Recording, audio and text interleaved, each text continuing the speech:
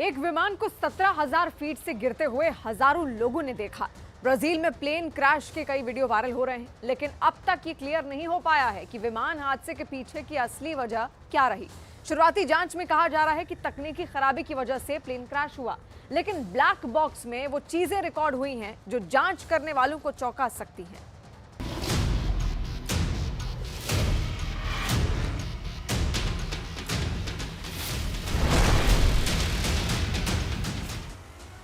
अगस्त को दोपहर करीब 12 बजे PSVPB एक एटिया 72500 प्लेन पराना राज्य के कास्के वेल से साओ पाउलो के ग्वारुलहोस इंटरनेशनल एयरपोर्ट के लिए रवाना हुआ।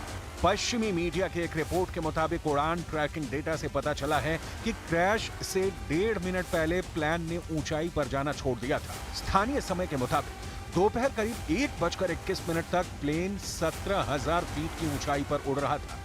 इसके बाद महज 10 सेकंड में लगभग 250 फीट नीचे गिर गया। अगले 8 सेकंड में प्लेन 400 फीट ऊपर चला गया।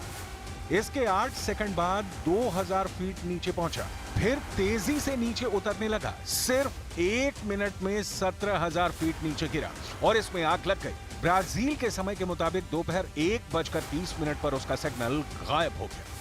Eu tenho que ser portador de uma notícia muito ruim e que eu queria que todos se colocassem de pé para que a gente fizesse um minuto de silêncio, porque acaba de cair um avião na cidade de Vinhedo, de São Paulo, com 58 passageiros e 4 tripulantes, e parece que todos morreram.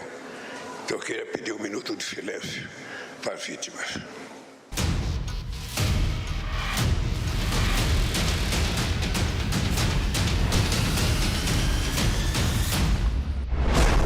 Plane crash में 62 लोग जिंदा जल गए।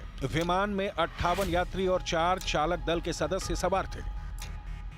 Video में देखिए कैसे विमान हवा में गोते लगा रहा है और सीधे जमीन की ओर नीचे आ रहा है। 1, 2, 3, 4 और 5वीं बार गोला लगाने के बाद विमान सीधे जमीन पर गिरता है और उसके बाद उठता है धुएं का ऊंचा गुबार, जिसके बाद अनहोनी का कुछ अंदाजा हो जाता है।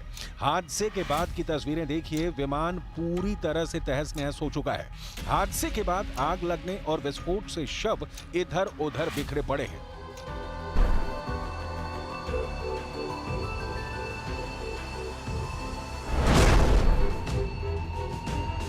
प्लेन रिहायशी इलाके में गिरा।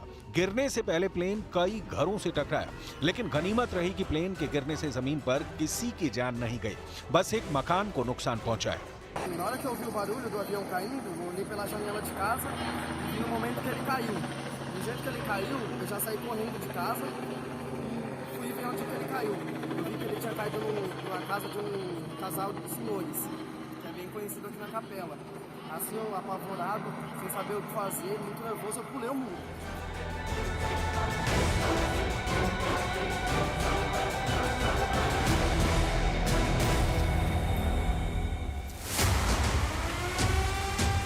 विमान पर सवार एक भी व्यक्ति जिंदा नहीं बचा, लेकिन जाको राके साइयां मार सके ना कोई। इस विमान पर सवार होते होते रह गए एक शख्स का वीडियो वायरल हो रहा है। रियो डी जेनेरियो के रहने वाले एड्रियानो आसिस एक अस्पताल में काम करते हैं। 9 अगस्त की सुबह को अस्पताल की शिफ्ट करते करते देर हो गई और इस वजह से वो 11:56 की अपनी फ्लाइट के लिए लेट हो गए।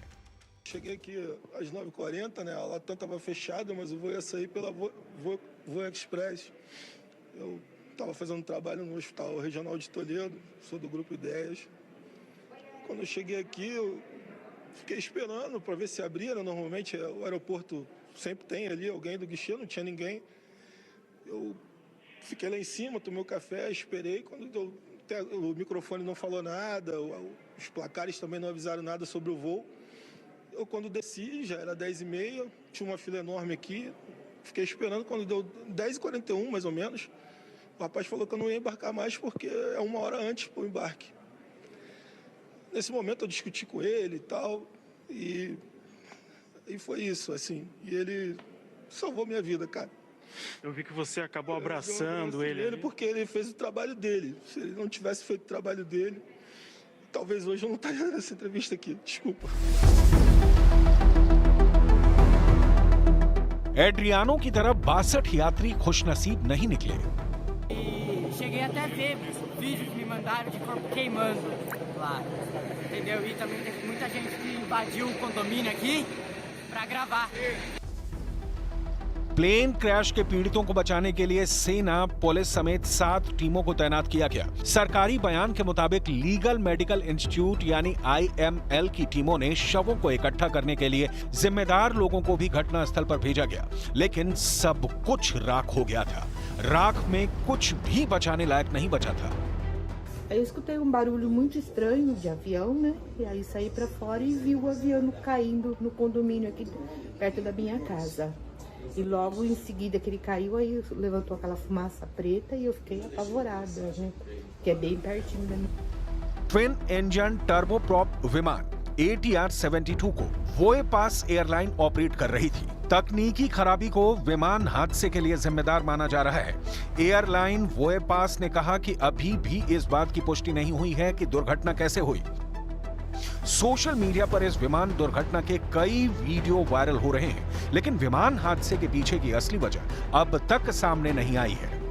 2024 में हुआ यह 5वां बड़ा प्लेन क्रैश है।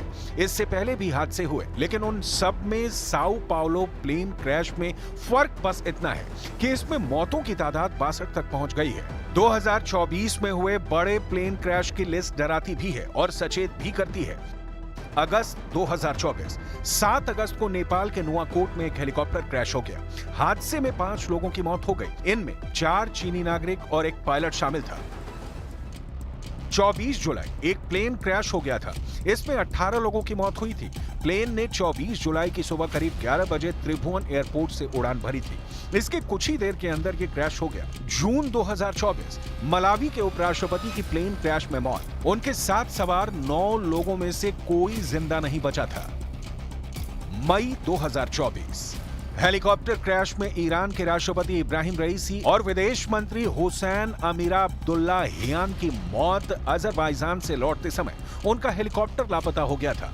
इसमें सवार सभी 9 लोग मारे गए।